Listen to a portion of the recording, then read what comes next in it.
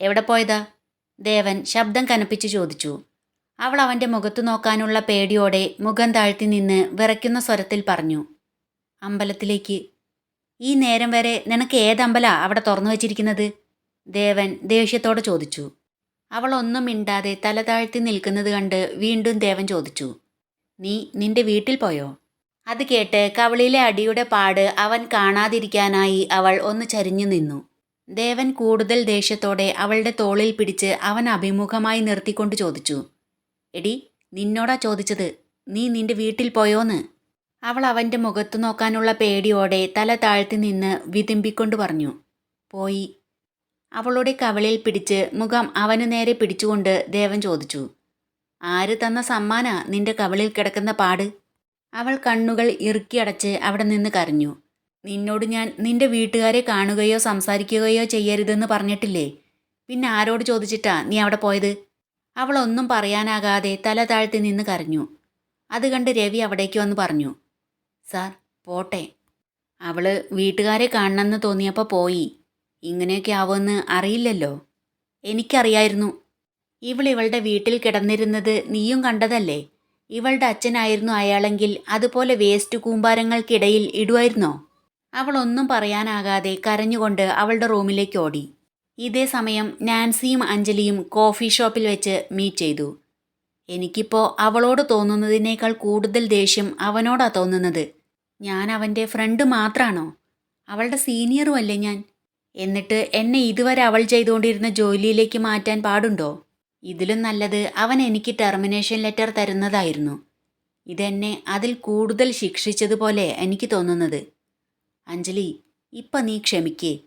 അവളെ നമുക്ക് ഓഫീസിൽ നിന്ന് തുരത്തിയാൽ പോരെ? അവൾ വെറുതെ പോയാൽ പോരാ. ദേവൻ തന്നെ അവളെ അടിച്ചിറക്കണം. നാണം കെട്ട് ഓടിപ്പോണം. അഞ്ജലി ദേഷ്യത്തോടെ പറഞ്ഞു. അതിനുള്ള സാഹചര്യമൊക്കെ നമുക്ക് ഒരുക്കാന്നേ. ഇപ്പം ദേഷ്യപ്പെടാതെ അനുസരണയോടെ നിൽക്ക്. അഞ്ജലിക്ക് അഭിനയിക്കാൻ നന്നായി അറിയുമെന്ന് ഇന്നലത്തെ പെർഫോമൻസിലൂടെ എനിക്ക് മനസ്സിലായതാണല്ലോ. സാഹചര്യം ഒത്തുവരുന്നതുവരെ ഇതേ രീതിയിൽ മുന്നോട്ട് പോട്ടെ. അവസരങ്ങളൊന്നും നഷ്ടപ്പെടുത്താതെ വീഴ്ത്താം നമുക്കവളെ. ദേവൻ നോട്ടീസ് തന്നപ്പോൾ എനിക്ക് നാണക്കേട് തോന്നി. അതുകൊണ്ടാ ഞാൻ റിസൈൻ ലെറ്റർ കൊടുത്തത്. എന്നാൽ ആ ഒരു മാസത്തിനുള്ളിൽ ദേവനെ കൊണ്ട് നല്ലത് പറയിപ്പിച്ച് അവളെ ഓഫീസിൽ നിന്ന് ഓടിച്ച് അവിടെ തന്നെ തുടരണമെന്നാ ഞാൻ കരുതിയത്. എന്നാൽ ഇനി ഞാൻ അവിടെ തുടരില്ല. അവളെ നാണം കെടുത്തി അവിടുന്ന് ഓടിക്കണം. അതിനുശേഷം ദേവനോട് 4 വർത്തമാനം പറഞ്ഞിട്ട് വേണം അവിടുന്ന് ഇറങ്ങാൻ. അത് ഞാൻ തീരുമാനിച്ചു കഴിഞ്ഞു. അവനെ ഞാൻ ഒരുപാട് സ്നേഹിച്ചു. അവൻ എന്നെ സ്നേഹിക്കുന്നുണ്ടെന്ന് ഞാൻ വിശ്വസിച്ചു. അവൻ്റെ അമ്മയുടെ പേരും പറഞ്ഞ് അവൻ എൻ്റെ സ്നേഹം തട്ടിത്തെറിപ്പിച്ചു. അന്നുടഞ്ഞതാ എൻ്റെ മനസ്സ്. നിഖിലിൻ്റെ സ്നേഹം പോലും സത്യമാണെന്ന് വിശ്വസിക്കാൻ എനിക്ക് കഴിഞ്ഞിരുന്നില്ല. നാട്ടിലെത്തി വീണ്ടും അവനെ മീറ്റ് ചെയ്തപ്പോൾ എനിക്ക് അവനോടൊന്നും തോന്നിയിരുന്നില്ല. എന്നാൽ പഴയ സ്വാതന്ത്ര്യം അവൻ എനിക്ക് തന്നപ്പോൾ ഞാൻ അറിയാതെ വീണ്ടും അവനെ സ്നേഹിച്ചു പോയി. എന്നെങ്കിലും ഒരിക്കൽ അവൻ്റെ മനസ്സ് മാറുമെന്ന് കരുതി അവൻ്റെ പുറകെ നടന്ന ഞാൻ ഒരു കോമാളിയായി. അഞ്ജലി പറഞ്ഞു നിർത്തിയപ്പോൾ നാൻസി പറഞ്ഞു. അതിൽ ദേവനെ കുറ്റം പറയാൻ പറ്റില്ല അഞ്ജലി. പഴയ സ്വാതന്ത്ര്യം എനിക്കും ദേവൻ തന്നിട്ടുണ്ട്. തുടക്കം മുതലേ അവൻ അഞ്ജലിയിൽ നിന്ന് ഒഴിഞ്ഞു മാറുന്നതാ. പഴയ രീതിയിൽ കാണാൻ കഴിയില്ലെന്നും വെറും ഫ്രണ്ട്ഷിപ്പ് മാത്രമേ ഉണ്ടാകൂ എന്നും അന്ന് തുടങ്ങി അവൻ പറയുന്നതാ. പക്ഷെ നാൻസി, മറ്റു പെണ്ണുങ്ങളോടൊന്നും കാണിക്കാത്ത ഒരടുപ്പം അവൻ ഗൗരിയോട് കാണിക്കുന്നുണ്ട്. അവളെക്കുറിച്ച് എന്ത് പറഞ്ഞാലും ദേവൻ അവളെ സപ്പോർട്ട് ചെയ്യുന്നുണ്ട്. അവൾ വന്നു കയറിയപ്പോൾ മുതൽ തുടങ്ങിയതാ സപ്പോർട്ട് ചെയ്യാൻ. ഫ്രണ്ട്സായ നമ്മളെപ്പോലും ദേവൻ സപ്പോർട്ട് ചെയ്തിട്ടുണ്ടോ എന്തെങ്കിലും കാര്യത്തിന്? അത് ശരിയാ, അതെനിക്കും തോന്നിയിട്ടുണ്ട്. അല്ലെങ്കിൽ തന്നെ അവൾ ഏതു നേരവും രാജീവിൻ്റെ ക്യാബിനുള്ളിലാ.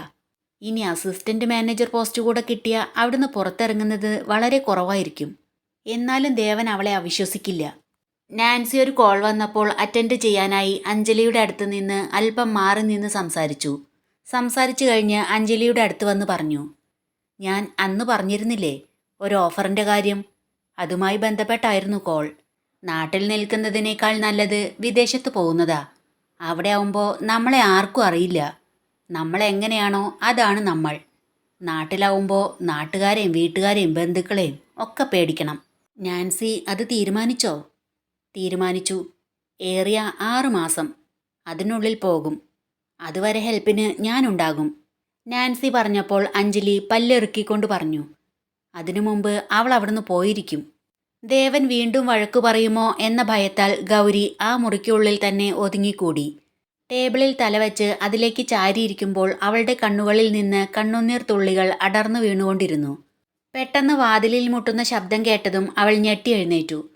കണ്ണുനീർ വേഗം തുടച്ചുമാറ്റി മുഖത്തെ ഭാവം മറച്ചു വെച്ചുകൊണ്ട് അവൾ ചെന്ന് വാതിൽ തുറന്നു. കഴിക്കാൻ വാ. എനിക്ക് വേണ്ട, വിശക്കുന്നില്ല. വെറുതെ വാശി കാണിക്കാതെ വാ. നീ ആ വീട്ടിൽ പോകുന്നത് കൊണ്ടോ അവരോട് സംസാരിക്കുന്നത് കൊണ്ടോ എനിക്ക് വിരോധമൊന്നുമില്ല.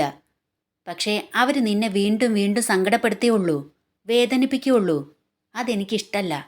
അറിഞ്ഞുകൊണ്ട് തന്നെ നിന്നെ ഒരുപാട് വേദനിപ്പിക്കുകയും സങ്കടപ്പെടുത്തുകയും ചെയ്തിട്ടുള്ള ആളാണ് ഞാൻ. അതുകൊണ്ട് തന്നെ ഇനി ഒരാളിൽ നിന്നും നിനക്കൊരു വേദനയുണ്ടാകാൻ ഞാൻ അനുവദിക്കില്ല. ഇനി അവിടെ പോകരുത്. അങ്ങനെയല്ല, അച്ഛൻ എന്നോട് നല്ല സ്നേഹത്തോടെയാ പെരുമാറിയത്. ചെയ്തു പോയ തെറ്റുകൾക്കെല്ലാം അച്ഛന് വലിയ കുറ്റബോധമുണ്ട്. എന്നോട് ക്ഷമ ചോദിച്ചു. എന്നെ ചേർത്ത് പിടിച്ച് നെറുകയിൽ ചുംബിക്കുകയും ചെയ്തു. കുടുംബത്തിൻ്റെ സമാധാനം നഷ്ടപ്പെടരുതെന്ന് കരുതിയ ഇത്രയും കാലം മിണ്ടാതിരുന്നതെന്നും പറഞ്ഞു. ഓ, അപ്പോൾ ആ സ്ത്രീയാണ് നിന്നെ തല്ലിയത്. അച്ഛനല്ലെങ്കിൽ ഇളയമ്മ, ആരെങ്കിലും ഒരാൾ നിന്നെ വേദനിപ്പിക്കാൻ ആ വീട്ടിലുണ്ടല്ലോ. രാമകൃഷ്ണന്റെ കാര്യം പറഞ്ഞാൽ അയാളോട് വഴക്കുണ്ടാക്കുമോ എന്ന ഭയത്താൽ ഗൗരി അത് മറച്ചുവെച്ചു. വാ എന്ന് പറഞ്ഞ് അവളുടെ കയ്യിൽ പിടിച്ചു വലിച്ചപ്പോൾ മുറിവ് വേദനിച്ച് അവൾ കൈ പുറകിലേക്ക് വലിച്ചു. അപ്പോഴാണ് ദേവൻ അവളുടെ കയ്യിൽ ശ്രദ്ധിക്കുന്നത്. കൈ വേദനിപ്പിക്കാതെ സൂക്ഷിച്ചവൻ കൈ പിടിച്ചുയർത്തി അവളോട് ചോദിച്ചു, കൈക്കെന്തു പറ്റി? എങ്ങനെ ഈ മുറിവുകൾ? വളകളൊക്കെ എങ്ങനെ പൊട്ടിയത്? ഒരു പരിഭ്രമത്തോടെ അവൾ കൈ പുറകിലേക്ക് വലിച്ചു പറഞ്ഞു. അത് വീട്ടിൽ നിന്ന് പോരുമ്പോൾ ഒരു കല്ല് തട്ടി ഞാൻ താഴെ വീണു. സൂക്ഷിച്ച് നടന്നൂടെ നിനക്ക് എന്ന് ചോദിച്ച് അവളെ വിളിച്ചുകൊണ്ടുപോയി. പിറ്റേന്ന് ഗൗരി ഓഫീസിലെത്തുമ്പോൾ അവൾക്ക് വലിയ സ്വീകരണമായിരുന്നു ലഭിച്ചത്. അവൾ ഓഫീസിനുള്ളിലേക്ക് കയറിയതും പോപ്പർ പൊട്ടിച്ച് അവളെ വരവേറ്റു. അത് കണ്ട് അവൾക്ക് വലിയ അത്ഭുതവും സന്തോഷവുമായി. ചിരിച്ചുകൊണ്ട് അവൾ അകത്തേക്ക് കയറി. പുതിയ അസിസ്റ്റന്റ് മാനേജർക്ക് ഓഫീസിലേക്ക് സ്വാഗതം എന്ന് പറഞ്ഞ് രാജീവ് ഗൗരിക്ക് ബൊക്കറ്റ് നൽകി. അവൾ സന്തോഷത്തോടെ അത് വാങ്ങി താങ്ക് യു പറഞ്ഞു. അവൾക്കായി പുതിയ സീറ്റ് കാണിച്ചു കൊടുത്തപ്പോൾ അതുവരെ സന്തോഷത്തോടെ ഇരുന്ന മുഖം പെട്ടെന്ന് മങ്ങി. പക്ഷേ രാജീവേട്ട, എനിക്കിത് സാധിക്കില്ല. കമ്പ്യൂട്ടറിൽ ചെയ്യാനുള്ളത് പറഞ്ഞു തന്നാൽ ചെയ്യുന്നത് പോലെ അല്ലല്ലോ ഇത്. ഒരു കമ്പനിയുടെ പ്രവർത്തനം എന്ന് പറയുമ്പോൾ പല ഡിപ്പാർട്ട്മെൻറ്റുകളും ഉണ്ടാവില്ലേ? അതിൻ്റെ എല്ലാം കാര്യങ്ങൾ നോക്കേണ്ടി വരില്ലേ? അതിനെനിക്ക് സാധിക്കില്ല. സാറ് തീരുമാനിച്ചതല്ലേ, എന്ത് ചെയ്യാൻ പറ്റും? രാജീവ് ചോദിച്ചു. പേടിക്കണ്ട ഗൗരി, ഞങ്ങളൊക്കെ ഇല്ലേ? ദീപ പറഞ്ഞു. ശരിയാ ഗൗരി, നമ്മളൊക്കെ ഇവിടെ ഉണ്ടല്ലോ. നീ ഒന്നുകൊണ്ടും പേടിക്കണ്ട, അഞ്ജലി ഉള്ളിലെ ദേഷ്യം കടിച്ചമർത്തിക്കൊണ്ട് പറഞ്ഞു. ദേവൻ എല്ലാം ഫോണിലൂടെ കണ്ട് ചിരിച്ചുകൊണ്ടിരുന്നു. ദീപ ഗൗരി ചെയ്യേണ്ട ഉത്തരവാദിത്തങ്ങളെക്കുറിച്ച് അവൾക്ക് പറഞ്ഞുകൊടുത്തു. ഗൗരിക്ക് ആകെ പേടിയും വെപ്രാളവും കൊണ്ട് ഒന്നും മനസ്സിലാകാതെയിരുന്നു. ദേവൻ ഓഫീസിലേക്കെത്തി ക്യാബിൻ്റെ ഡോർ തുറക്കാൻ ശ്രമിച്ചതും ഡോറിൽ പുതുതായി ഒട്ടിച്ചിരിക്കുന്ന സ്റ്റിക്കർ കണ്ട് ഒന്ന് ഞെട്ടി. ആരാ ഇതിവിടെ ഒട്ടിച്ചത്? ദേവൻ ദേഷ്യത്തോടെ ഉറക്കെ ചോദിച്ചു. പിന്നാലെ വരുന്നുണ്ടായിരുന്ന രവി വേഗം വന്ന്, സാറല്ലേ അന്ന് ഞാൻ നോക്ക് ചെയ്യാതെ കയറി വന്നപ്പോൾ നോക്ക് ചെയ്തു വരണമെന്ന് പറഞ്ഞത്? അതിനൊരു ബോർഡ് വച്ചാൽ അത് കണ്ടായിനി നോക്ക് ചെയ്യാൻ ഓർമ്മ വരുമല്ലോ. അതിന് ഞാൻ പറഞ്ഞ് ചെയ്യിച്ചതാ, സന്തോഷത്തോടെ രവി പറഞ്ഞു. രവിയുടെ മറുപടി കേട്ടതും ദേഷ്യം കൊണ്ട് ജ്വലിച്ച് ദേവൻ അവൻ്റെ ചെകിടത്ത് ആഞ്ഞൊന്ന് പൊട്ടിച്ചു. അടിയുടെ ആഘാതത്തിൽ രവി താഴെ വീണു. അവനെ പിടിച്ചെഴുന്നേൽപ്പിച്ചുകൊണ്ട് വീണ്ടും അടിച്ചുകൊണ്ട് ദേവൻ ആക്രോശിച്ചു. ആര് പറഞ്ഞിട്ടാടാ നീ ഇതൊക്കെ ചെയ്തത്? ഇതെൻ്റെ ഓഫീസാ. എൻ്റെ അനുവാദമില്ലാതെ ഇവിടെ എന്തെങ്കിലും ചെയ്യാൻ നിനക്കെന്താ അധികാരം? നീ എൻ്റെ ജോലിക്കാരനാ. പറഞ്ഞ പണി മാത്രം ചെയ്ത് അതിൻ്റെ കൂലിയും പറ്റി അടങ്ങി ഒതുങ്ങിയിരുന്നോളണം. അതിന് കഴിയില്ലെങ്കിൽ ഇറങ്ങിപ്പോയിക്കേ ഇവിടുന്ന്. ഇനി എൻ്റെ കൺമുന്നിൽ കണ്ടുപോകരുത്. ദേവൻ രവിയുടെ കോളറിൽ പിടിച്ച് തള്ളി. വീഴ്ചയിൽ രവി കമ്പ്യൂട്ടർ ടേബിളിൽ ചെന്നിടിച്ചു. ടേബിളിന് മുകളിലുണ്ടായിരുന്ന മോണിറ്ററും ഫയലുകളും മറ്റ് സാധനങ്ങളുമെല്ലാം താഴെ വീണ് ചിതറി. കൂടെ രവിയും. താൻ ചെയ്ത തെറ്റെന്താണെന്ന് മനസ്സിലാകാതെ പകച്ചുപോയ രവി വേദനയോടെ എഴുന്നേറ്റ് സർ എന്ന് വിളിക്കാൻ ശ്രമിച്ചു. പക്ഷേ ദേവൻ്റെ കണ്ണിലെ കനൽ കണ്ട് അവൻ നിശബ്ദനായി. ഇറങ്ങിപ്പോടാ, ഇതിനകത്ത് ഇനി കയറി പോകരുത്. ദേവൻ്റെ അലർച്ചയിൽ ഓഫീസ് മുറി മുഴുവൻ നിശബ്ദമായി. അവിടെ ഉണ്ടായിരുന്നവരെല്ലാം തന്നെ തന്നെ നോക്കി നിൽക്കുന്നത് കണ്ട് രവിക്ക് വല്ലാതെ സങ്കടം തോന്നി. നിറഞ്ഞു തുളുമ്പിയ കണ്ണുനീർ മറ്റാരും കാണാതിരിക്കാൻ ശ്രമിച്ചുകൊണ്ട് അവൻ തലകുനിച്ച് വേഗത്തിൽ അവിടുന്ന് നടന്നു നീങ്ങി.